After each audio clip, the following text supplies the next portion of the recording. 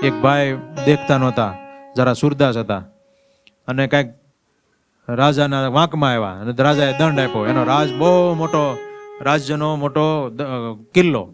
એ કે આ તું આપણા નગરના કિલ્લામાં એક જ દરવાજો, આમ ફરતો ફરતો ફરતો ફરતો હાથ દેતો દેતો જા, દરવાજો આવે ને બહાર નીકળી જાય એટલો તને દંડ.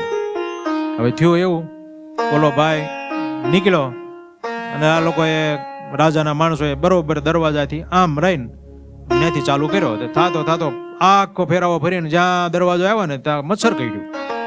સર્વોપરી ધામના મચ્છર જેવા મચ્છર છે, સમજાણું? મચ્છર કાઢ્યું તો આમ માથું ખંજળતો ખંજળતો હાલતો ગયો, દરવાજો વહી ગયો. પાછો ચક્રાવો ચાલુ થયો, સમજાણું? આમ આપણું થાય છે, મચ્છર કાઢે ને માથું ખંજળવા રહીને બધું જતું રહે. ભગવાને આપણને અત્યારે માયામાંથી છૂટવાનો સરસ મજાનો અવસર આપ્યો છે. આ સત્સંગ રૂપી દરવાજો આપ્યો. જો આપણે સત્સંગ કરીને એમાંથી નીકળી જઈએ, ભગવાનને પામી જઈએ.